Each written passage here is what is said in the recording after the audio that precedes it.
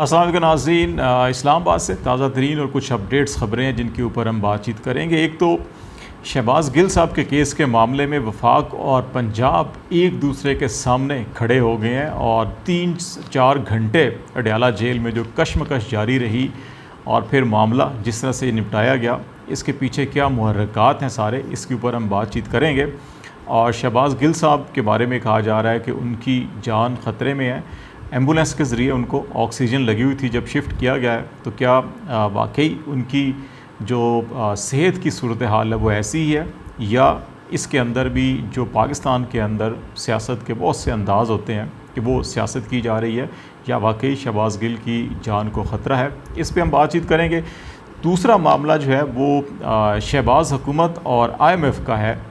शहबाज शरीफ साहब की हुकूमत ने IMF के सामने प्रैक्टिकली घुटने टेक दिए हैं और जो लेटर ऑफ इंटेंट साइन करके भेजा गया है उसके मुताबिक सितंबर के आगाज़ में, यानी कि 2 हफ्ते बाद पाकिस्तान में पेट्रोल और डीज़ल की कीमतों में 10 से 15 रुपये जो है इजाफ़ा किया जा सकता है, जबकि ये जनवरी अप्रैल तक अगले 6 माह में ये कीमतें, इनके ऊपर जो पेट्रोलियम डेवलपमेंट लेवी है उसको 50 रुपये फ़ी लीटर तक बढ़ाया जाएगा।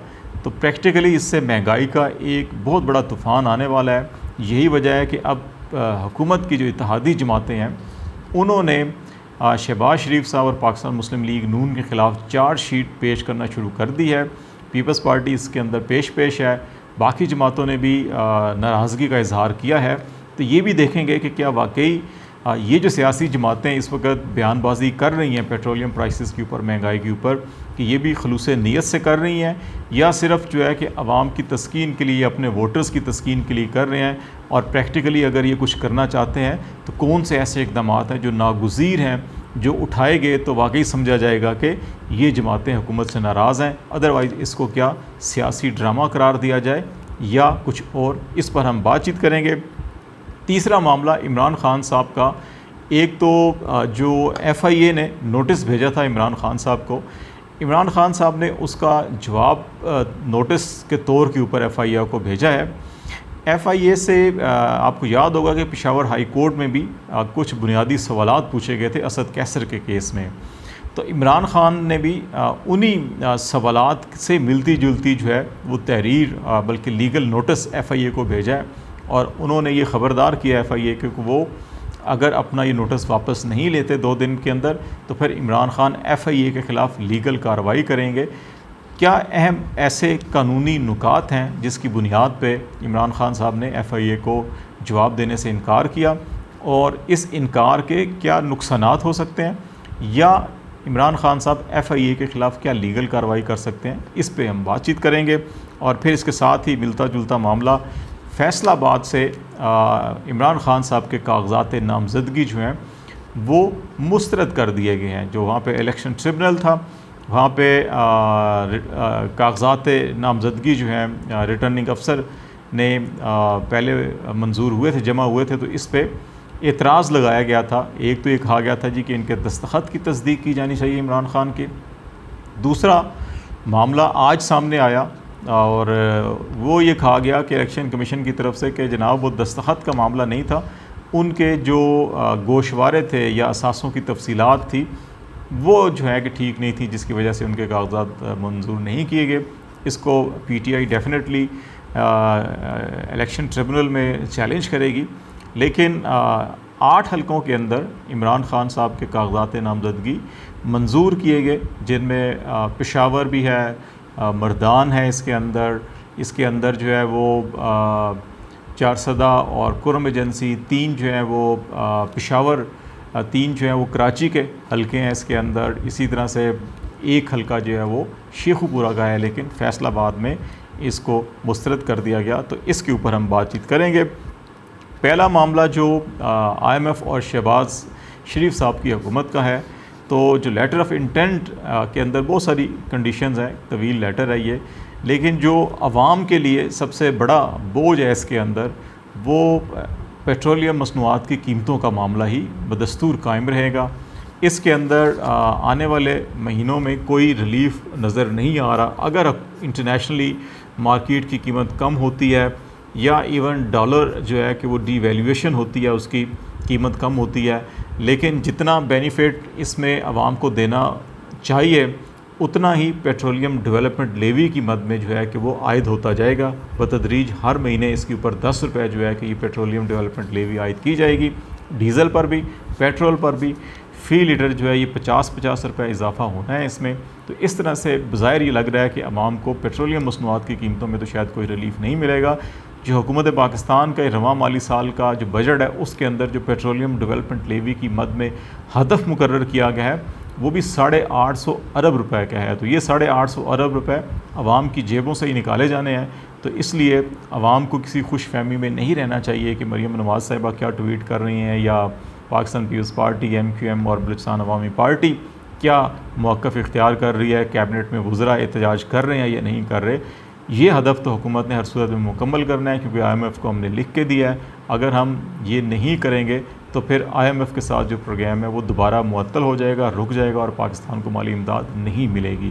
तो इसलिए आवाम किसी खुशफहमी में ना रहें, अगले आने वाले महीनों के अंदर ये इजाफी बोझ मज़ीद डलेगा।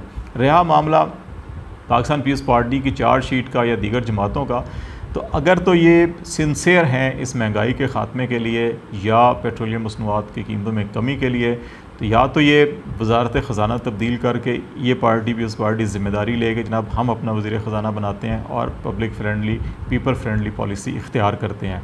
अगर ऐसा नहीं और सिर्फ नून लीग के ख़िलाफ़ बयानबाजी देनी है, या फिर दूसरा मामला ये है कि हुकूमत से अलहदा हो, हुकूमत को ख़त्म हो और एक अच्छा बेहतर मैंडेट के लिए अवाम से रजू किया जाए, जिसका भी फ़िलहाल कोई इम्कान नज़र नहीं आ रहा, क्योंकि हुकूमत से सारे चिमटे हुए और इनको अजीज़ लग रही है कि हुकूमत में रहना इनके मफाद में है। तो ये बज़ाहिर जो बयानबाजी है इसके अंदर अभी तक तो ये सियासी बयानबाजी नज़र आ रही है, लेकिन बाज़ हलकों का ये ख्याल है कि ये इब्तिदाई इश्क है, आगे आगे देखिए होता है क्या। तो ये सूरत हाल बदल भी सकती है अगर मामलात जो है कोई लंदन प्लान या जिस किस्म की सिचुएशन या जिस किस्म की गारंटीज़ बाज़ अफराद जो हैं वो अपनी मुस्तकबिल की हिफाजत की ज़मानत चाह रहे हैं, बाज़ लोग पाकिस्तान वापस जो है बाहिफाजत चाहते हैं। तो अगर उन लोगों को जो अपने मुस्तकबिल की हिफाजत चाहते हैं और गारंटी चाहते हैं, उनको कोई ऐसी गारंटी मिल गई तो फिर यही इत्तेहादी जमातें जो हैं कि इन्हीं बुनियादों के ऊपर इसी को जवाज़ बनाकर पेट्रोलियम प्राइसेस और महंगाई को इस हुकूमत से अलहदा होकर इसको घर चलता करेंगे और नए इलेक्शन की राह हमवार होगी। और अगर उन अफराद को, उन ताकतों को मुस्तकबिल के बाहिफाजत ज़मानत ना मिली तो फिर मामलात जो है कि वो ऐसे ही रहेंगे, या फिर इलेक्शन कमीशन ऑफ पाकिस्तान या दीगर इदारों की जानिब से जो PTI की क़यादत के ऊपर दबाव है बढ़ाया जाता रहेगा। अब मामला शहबाज गिल साहब का और इमरान खान साहब का। शहबाज गिल साहब के बारे में ये मुतज़ाद इतलात आ रही हैं। पुलिस और इस्लामाबाद इंतज़ामिया और हुकूमत का कहना है कि उनके ऊपर तशद्दुद नहीं किया गया। शहबाज गिल साहब और उनकी पार्टी का कहना है कि उनके ऊपर तशद्दुद किया गया। शहबाज गिल साहब ने अदालत के अंदर भी जब जिस्मानी रिमांड के लिए पहली दफ़ा पेश किया गया तो उस वक़्त उन्होंने अपनी कमीज़ उठाकर दिखाया कि उनके जिस्म पर ये तशद्दुद के निशान आते हैं और उनको तशद्दुद का निशाना बनाया गया। बहरहाल उनका जिस्मानी रिमांड 2 दफ़ा फिर दिया गया। 4-5 घंटे जो कशमकश अडयाला जेल में रही वो भी सारी कौम ने देखी।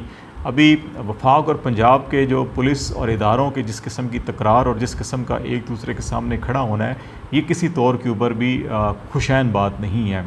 हमें सियासत के अंदर भी उतना आगे जाना चाहिए कि जितना इदारों के ऊपर नुकसानात ना हों। शहबाज गिल साहब की अगर सेहत के मामलात हैं तो जेल इंतज़ामिया और वहाँ पे डॉक्टर्स होते हैं, उनकी रिपोर्ट होती है। उस रिपोर्ट की रोशनी में एम्बुलेंस के ज़रिए शहबाज गिल साहब को मुंतकिल किया गया। डेफिनेटली वो पिम्स हॉस्पिटल ही लेके जाएगी इस्लामाबाद पुलिस उनको, वहाँ पे उनका मुआयना भी होगा। फिर वो मेडिकल बोर्ड उनकी अपनी रिपोर्ट बनाएगा। PTI का कहना है कि जी पिम्स के अंदर ये वफाकी हुकूमत असर रसूख इस्तेमाल करके अपनी मर्ज़ी की मेडिकल रिपोर्ट्स बनवा रही है और तशद्दुद को नज़रअंदाज किया जा रहा है। लेकिन दूसरी तरफ इसको हाई कोर्ट के अंदर चैलेंज भी किया गया है। यकीनी तौर के ऊपर हाई कोर्ट में भी कल मामला ये डिस्कस होगा। तो अदालतों को जो है कि वो इंसानी हकूक़ के मामलात और ये सारी सूरत हाल भी उनके सामने होगी। तो अदालतों के फ़ैसलों को एहतराम की नज़र से सबको देखना चाहिए। लेकिन जो बुनियादी मसला है सेहत का या ज़िंदगी का, उसको ख़तरे में नहीं डालना चाहिए। और इसमें इस्लामाबाद इंतज़ामिया को भी, पुलिस को भी और पंजाब पुलिस इंतज़ामिया को भी इन सारे मामलात को मद्देनज़र रखना चाहिए। इमरान खान साहब का मामला जो है कि उन्होंने बाज़ लोगों का ख्याल है जी कि बड़ा छक्का मारा है या नैले पे दहला उन्होंने FIA को जवाब दिया है।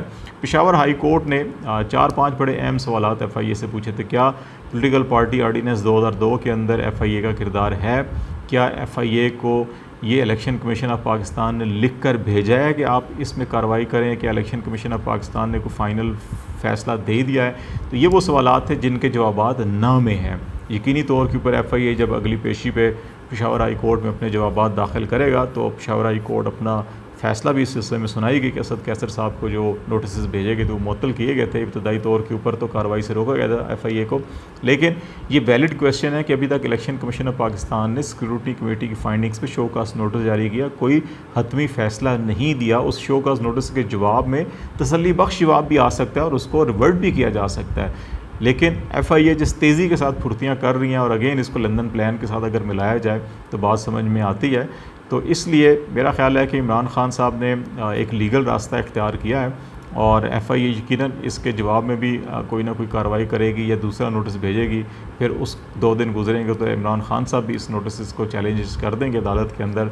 तो एक इमरान खान साहब PTI जो है कि वो टाइम गेन कर रही है, वो लिटिगेशन के अंदर जा रही है, वो अदालतों के अंदर मामलात को लेकर जा रहे हैं। दूसरी तरफ हुकूमत FIA और हुकूमती इदारों की कोशिश है कि सितंबर के मिड तक सारे मामलात को क्लियर करके और इमरान खान को ऐसी पोजीशन पे या PTI को ऐसी पोजीशन पे लाया जा सके कि नवाज़ शरीफ की जब वापसी का वक्त हो तो फिर इनके साथ कोई बारगेनिंग की जा सके। और नवाज़ शरीफ साहब की वापसी का मुहम्मा भी बहुत से लोग ये कहते हैं जी कि अच्छा ये वतन वापस आ रहे हैं सियासत में अमली हिस्सा लेने के लिए, लेकिन बरतानिया से इस किस्म की खबरें भी आ रही हैं कि नवाज़ शरीफ साहब को जो वीज़ा एक्सटेंशन के केस था उसको रिजेक्ट किया गया था और अब उनको कहा गया है कि वो 25 सितंबर से पहले बरतानिया को छोड़ दें, अदरवाइज़ उनको डिपोर्ट किया जाएगा या गिरफ़्तार किया जाएगा। तो इसलिए ये खुशफहमी भी किसी को नहीं होनी चाहिए पाकिस्तान में कि जनाब मियाँ साहब जो है वो पाकिस्तानियों के अवाम के दर्द के अंदर बड़े बेचैन हैं और वो आ रहे हैं। उनकी अपनी भी मजबूरी हैं।